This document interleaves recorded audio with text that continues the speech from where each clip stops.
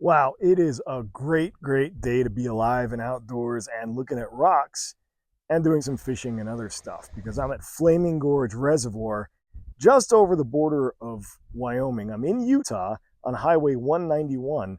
I'm on the eastern side of the reservoir. And as you can tell from that awesome outcrop of red early Mesozoic rock, and there's really the first 2/3 of the Mesozoic are encompassed in that one single cliff. This is a fantastic place to do geology, and we're going to see some great things on this trip in this video.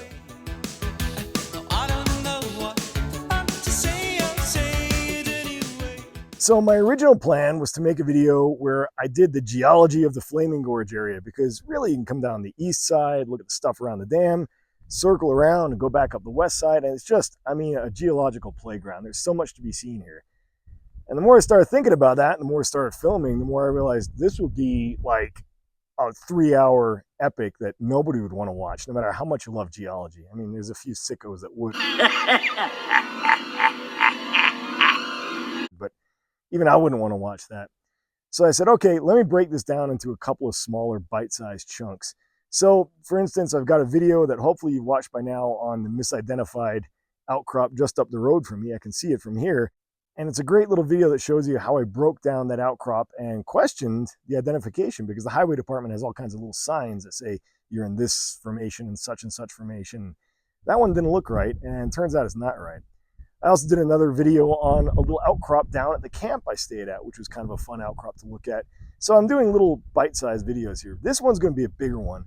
So I'm going to start down the road, or up the road, up north in Wyoming, in some Paleocene rocks. I'm going to work my way down south, and as I'm doing that, I'm actually going to be working my way down section, because all the rocks here are tilting in such a way that as you're going to the south, you're actually going down section. So I'm going to wind up all the way in the Precambrian, and we're going to find out why Flaming Gorge is called Flaming Gorge. Hint, it's got to do with the geology. Let's get going. There is a lot to see. Well, this is a good place to start. Way off in the distance there, you can see the Uintas, the snow-covered peaks of that Laramide uplift that started happening sometime in the Cretaceous. The Uintas are made out of Precambrian granite, and all the beds, I'm looking south now, all the beds from the Uintas to where I am in the north are generally tilting to the north. So I'm going from older at the Uintas to younger as I approach Rock Springs, which is about 50-something miles north of me right now. So the outcrops up until this point, from Rock Springs down, they're not really that great and wonderful. You'll see some good ones here and there, but generally it's rolling hills, lots of sagebrush and so forth. Here's where everything's about to change. So from this point on, at this point in the road down south, we're going to start seeing some really nice stuff.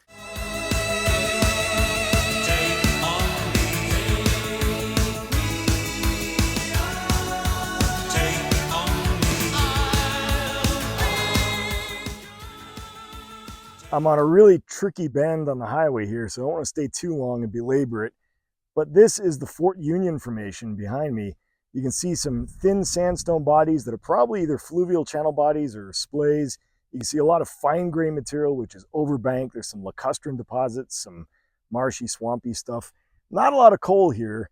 In fact, the chlorite-rich green material suggests standing water in like a lake or a pond. So this is the Paleocene Fort Union.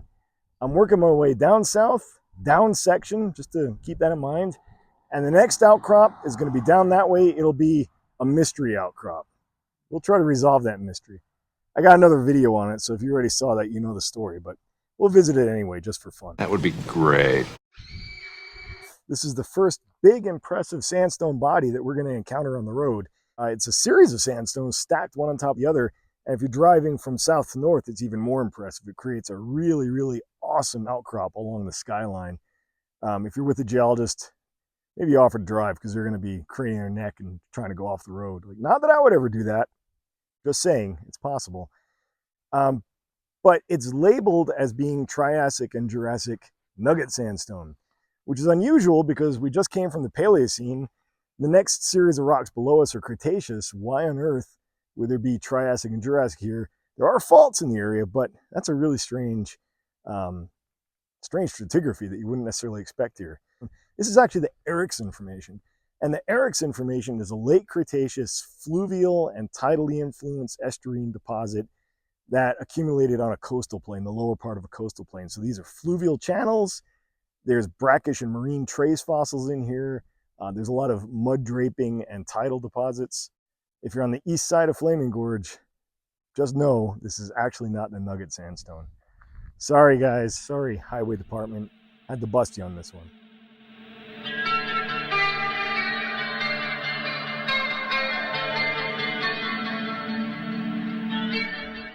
I took a bit of a detour up Jug Hollow Road. Ooh, somebody's shooting out here. I took a bit of a detour up Jug Hollow Road to get off the main road. The main road is still out that way to the east going south. So I'm looking north in this direction, but this is an absolutely spectacular, awesome, gorgeous outcrop of Cretaceous, about 77 million year old parasequences, wave-dominated shore face deposits that pinch out. In particular, if you keep your eye on that lower one, the light colored one, you'll follow it, and sure enough, it pinches out distally. So you're seeing where these wedges of shoreline actually pinch out into the marine shales of the western interior. That's pretty nice. The other reason I stopped here is if we flip around the opposite direction, you can see a feature called, depending on who you talk to, that's the boar's tusk. It's a gorgeous exposure, nevertheless, on the lake of some Triassic through late Jurassic deposits. So we have the Moenkopi, some of the Nugget, and in fact, all the way up to the Stump Formation, which is Sundance Formation equivalent, and a little bit of the Morrison Formation. At the very base of it, there's even Cedar Mountain Formation, so earliest Cretaceous. So we've got the early Mesozoic just in that one little jagged outcrop on the lake. All right, let's keep going. No, then saying yes, yes. All right, back on the main road now. Hopefully nobody's shooting out here. I'm still heading south, but we've entered the Frontier Formation. Now this outcrop is not really great. I'm not going to really spend any time on here because you can see it's not got a lot going on. It's a crummy little roadside blip of frontier. The frontier is variably expressed in Wyoming and Utah, and some areas it's really thick, some areas it's really thin, and this road cut is not really great. We did pass by some marine shales back there in the big open valley. There's the Baxter, and it's not really well exposed, so it's pretty much just these low-lying valleys. So I didn't bother to stop and take a video of the sign. I'm trusting the highway signs are right. So I won't say much more about the Frontier Formation here other than it's deltaic, shallow marine. I did a video on the Frontier in Wyoming. It's actually one of the more popular videos I did. You can always take a look at that down there in the section on popular videos if you care to. Like I say, this you're not going to get too terribly much out of. So we're going to keep going down section and get some really, really cool looking rocks. And we'll see why it's called Flaming Gorge when we get to the dam. Okay, I'm at a turnoff that's not really much of a turnoff, but I pulled in anyway. I got the bright orange shirt on, so hopefully people don't, miss me by the side of the road. I'm actually behind the barrier, so I'm hoping I'm pretty safe. I don't recommend doing this if you're on this road on 191. Just watch this video instead. Maybe look at a geological map. No need to pull over and check out the rock yourself. That's why I'm doing this video. That is the Nugget Sandstone, though. That is the early Jurassic Aeolian sand that whoever put the sign up at the Erickson Formation, they thought they were looking at this. Whoopsie daisy! Anyway, this is the early Jurassic Nugget Sandstone, part of a big Aeolian sand sea that occupied much of southwestern US during the early Jurassic.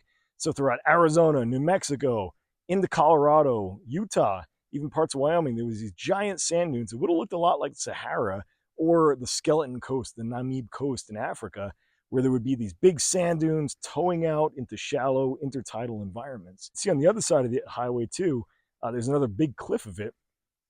This also happens to be a section where there's a big fault going through. So the nugget here is almost vertical. The rocks I was showing you before are tilting very gently.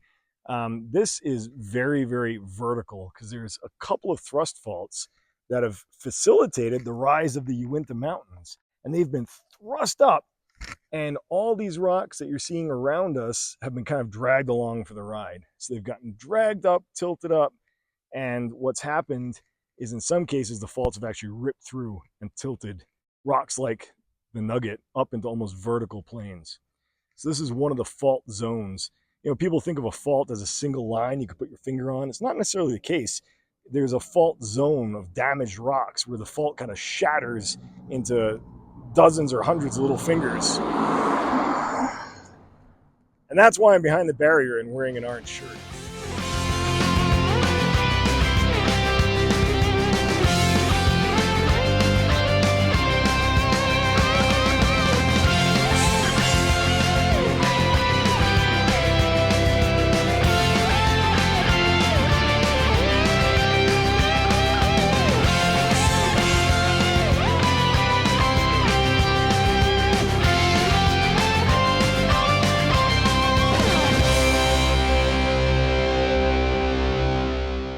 All right, so after driving through that fault zone and working our way into the Precambrian, here we are in the Neoproterozoic.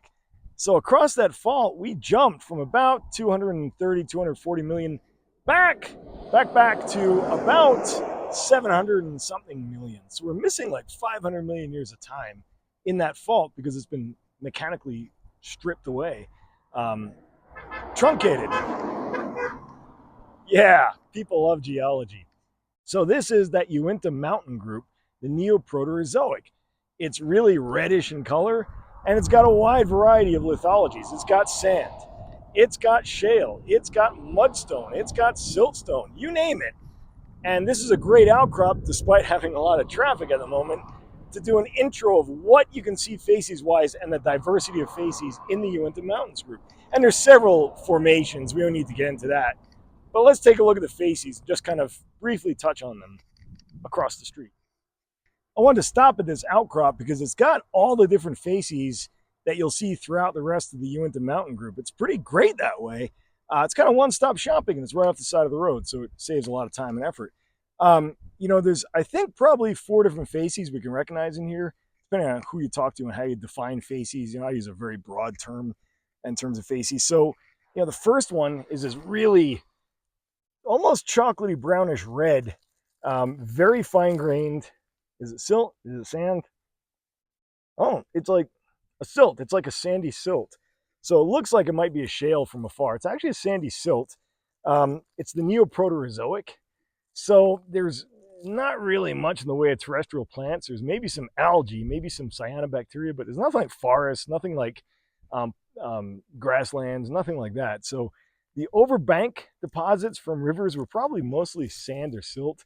Might not have been much in the way of clay.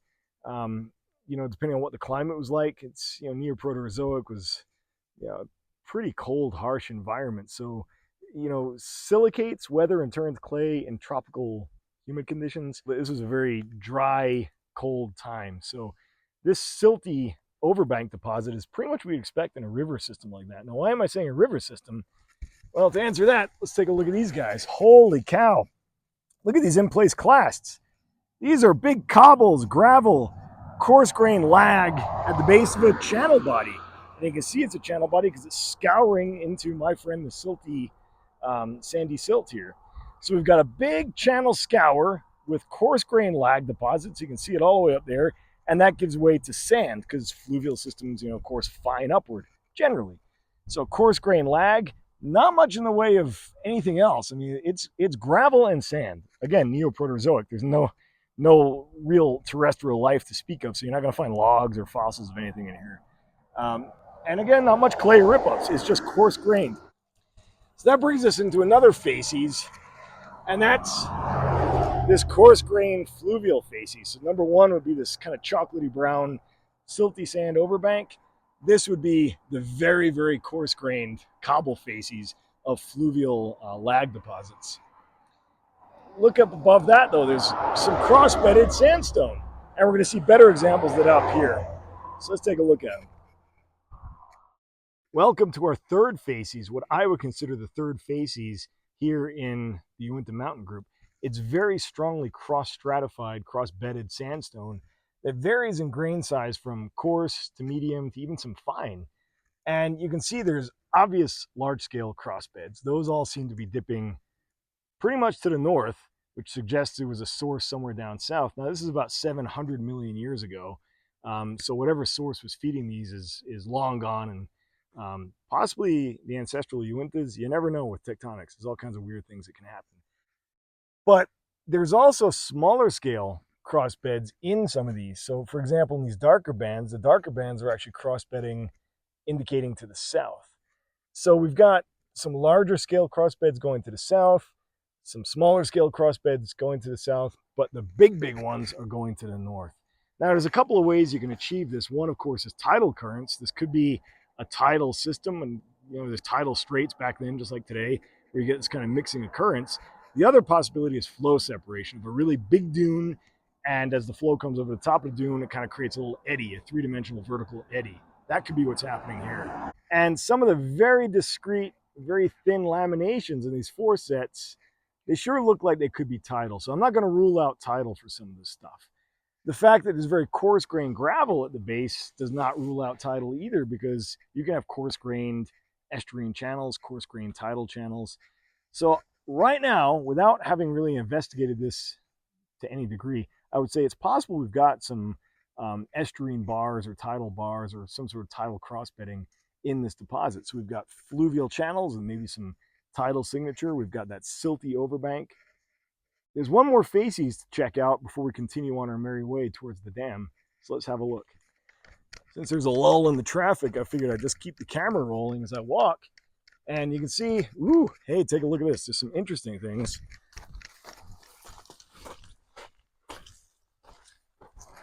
Really funky bedding. This is not original bedding. This is clearly something that's been deformed and maybe overturned or something. So we've got some kind of weird diagenetic effect. And it looks to be, throughout this bed, seems to be either a deformation or some kind of weird banding. I wonder if it's fault related or something, because take a look at it. But this is not in place cross bedding. This is something that's superimposed. You can see there's a gravel layer here that continues on down. Then this stuff is just all kinds of haywire. So my suspicion is either some kind of overturning or some kind of slumping, or we're seeing something diagenetic that's mimicking bedding and is not. I honestly don't know what to make of it. It's kind of tricky. This is the fourth and final facies that I've seen, at least anyway, and how I would group them in the Uinta Mountain group. Let's see what it is. Right off the bat, you can see it's a very different color. Everything down there was either kind of a pinkish or a dark purple or a kind of chocolatey brown. In fact, you can see some of that kind of darkish purple material right below us with a very sharp contact. Now we're up into this very finely laminated. You can see there's very fine laminations in it. It's a silty sand, and I know that because you can take a taste of it, or I guess maybe a sandy silt. So lithology-wise, is not too different than that purple material, which is a sandy silt or a silty sand. This is very well laminated, but it's got a more greenish tint. So to me, that's suggesting there's some sort of differential fluid flow through here. So probably the reddish and purple material had a lot of fluid flowing through it, dissolving a lot of minerals and leaving behind rusted iron oxide. Whereas this might have been somewhat protected from fluid flow. For whatever reason, maybe fluid didn't come through, something was sealing it off, or for whatever reason, there was no iron in here. That's unusual, but the iron didn't rust. There was no rusting of iron in here like there is in the other facies we saw. So definitely a diagenetic feature. Why? There's a lot of reasons that could happen. And to be fair, you don't see this color and this facies too abundantly out there in Flaming Gorge. This little road cut here, maybe a couple others is where I've seen it, but it's not super common compared to the red. So this might be related to the fault, because there's those funky little non-sedimentary structures down there. We just passed through the fault zone. So it's possible that something's going on with the fault that's affected the diagenesis of this. Just a guess. We still got a lot to see before we get to the dam, and daylight's a burning, so best get to it.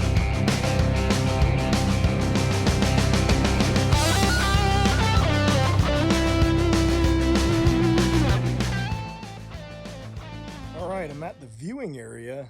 There's a nice little Vista Drive view area that you can pull into free, no charge, no nothing like that. There's some informational plaques behind me. And you can see back that way is Cart Creek Bridge. The dam is right over there. That's Flaming Gorge Dam. Below it is the Green River. Spectacular place to go fishing if you ever get a chance. And the reservoir sprawls out across this part of Utah and goes around the corner into the canyon and up into Wyoming. So a nice view for kind of getting the stage set for the outcrops that we're going to be seeing on our drive along the dam, across the dam. Enough talking, let's go look at some rocks.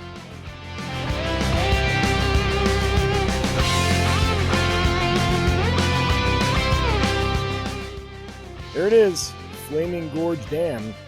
And you can get an idea of why it was called Flaming Gorge from those really brick red rocks of the Neoproterozoic.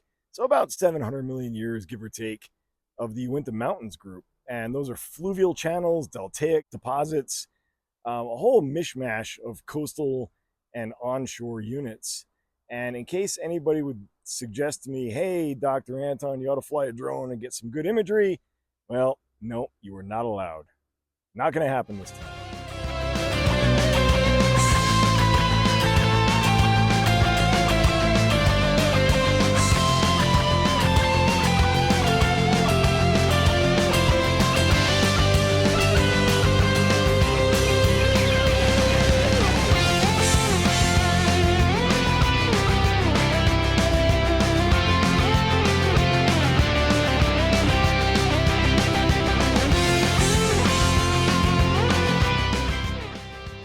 Well, we made it. We went down the eastern side of Flaming Gorge from just over the state line in Wyoming, Paleocene, about 60 million years, all the way down to 700 million year old Neoproterozoic here in Utah. We even saw the damn dam. This is a good place to end it, I think. I hope you've enjoyed this little visit to the strat, set, and ichnology of that full succession of rocks. We weren't able to get to all of them. That's just the way it is. I mean, there's a lot of rock out there. It would take a lot of time to get to all of them. It would take a boat to get to some of them. Maybe that's a video for another day. For now, though, I hope you had a good time. I hope you enjoyed it. And I hope you'll consider someday coming out and checking out the rocks for yourself here at Flaming Gorge. And also the fishing. The fishing is pretty great, too. Hey, it's been great showing you around these rocks. I hope to see you on the outcrop at some point. Thanks very much for watching.